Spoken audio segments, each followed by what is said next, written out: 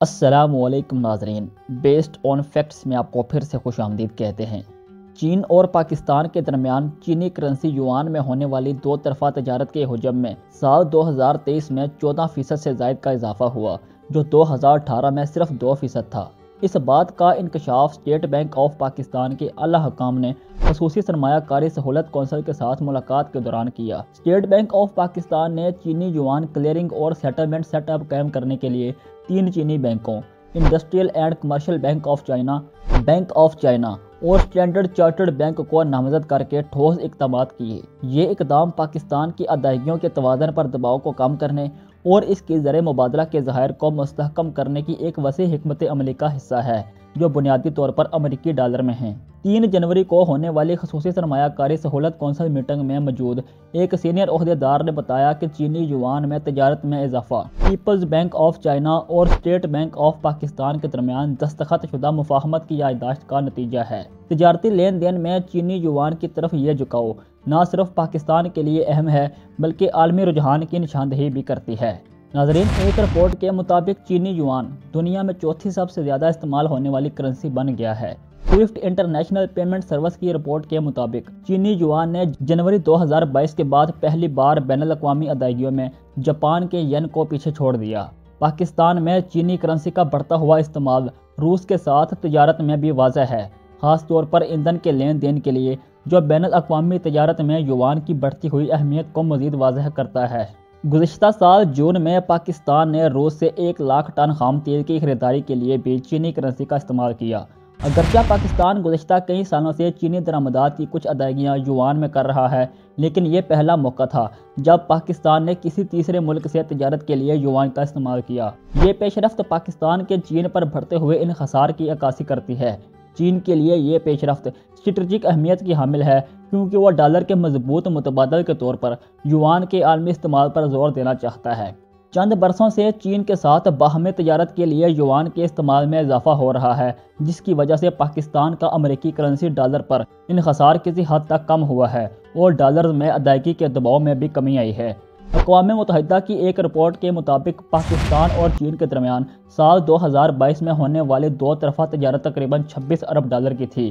اس سے ظاہر ہوتا ہے کہ پاکستان کا ڈالر پر انحصار ایک سال میں 4.5 ارب تک کم ہوا ہے۔ ڈالر کی قلت کی وجہ سے صرف پاکستان ہی درآمدات کی ادائیگیوں کے لیے ڈالر سے یوان پر منتقل نہیں ہو رہا، بلکہ دیگر ممالک بھی ڈالر کے دباؤ سے نجات حاصل کرنے کے لیے یوان کا سہارا لے رہے ہیں۔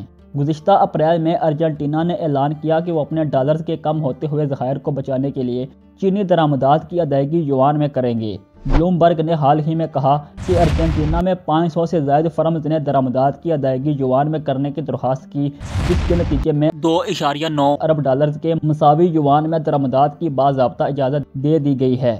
ناظرین، یوان کرنسی اختیار کرنے کے پیچھے صرف معاشی دباؤ یا ڈالرز کی قلت وجوہات نہیں ہیں۔ مختلف ممالک مختلف وجوہات کی بنا پر یوان کی جانب آ رہے ہیں۔ مثال کے طور پر روس نے یوکرین تنازع پر امریکہ کی جانب سے عائد کردہ پابندیوں اور اثاثے منجمد کیے جانے پر یوان کا استعمال شروع کیا۔ یوان استعمال کرنے والے ممالک میں سے اکثریت یا تو معاشی بحران کی شکار ہے، یا پابندی کے باوجود روس کے ساتھ تجارت کرنا چاہتے ہیں، یا پھر وہ چین کے ساتھ تجارت کو بڑھانا چاہتے ہیں۔ بھارت، ارجنٹینا، برازیل، جنوبی افریقہ، مشرق وسطیٰ اور جنوب مغربی ایشیا جیسے ممالک اور خطے ڈالر پر اپنے انحصار کو کم کرنا چاہتے ہیں۔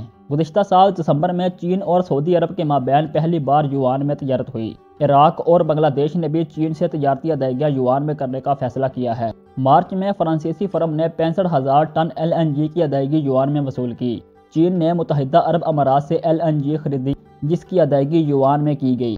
ناظرین، اس سے مشرق وسطیٰ کے دیگر ممالک کو بھی تقویت ملی کہ وہ ڈالر کی بجائے تیل کی خریداری یوان میں کریں۔ چین اور برازیل کے مابین بھی معاہدہ طے پا گیا، جس کے تحت دونوں ممالک کے درمیان تجارت ان کی متعلقہ کرنسیوں میں ہوگی۔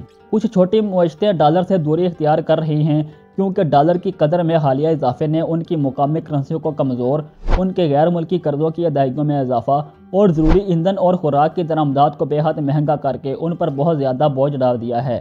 یقیناً آہستہ آہستہ چینی کرنسی کو مزید بین الاقوامی ادائیگیوں کے لیے اپنایا جا رہا ہے، جس کے حوالے سے تجزیہ کاروں کا کہنا ہے کہ یہ ڈالر کے مقابلے میں ایک متوازی تجارتی نظام کی بنیاد رکھ سکتی ہے۔ پاکستان چونکہ سی پیک کا حصہ ہے، جو کہ بیلٹ اینڈ روڈ منصوبے کا اہم جز ہے۔ اس لیے اگر دنیا کا مالیاتی نظام تبدیل ہوتا ہے تو اس سے پاکستان کو فائدہ ہوگا۔ ناظرین، آپ اس پیش رفت کے بارے میں جو بھی رائے رکھتے ہیں ہمیں کمنٹس میں بتائیں، اور اگر ویڈیو انفارمیٹو لگی ہو تو ویڈیو کو لائک کریں، شیئر کریں اور چینل کو سبسکرائب کر کے بیل آئیکن کو دبائیں تاکہ ہماری ہر آنے والی نئی ویڈیو آپ تک پہنچ سکے اور آپ اندر کے حقائق جان سکیں۔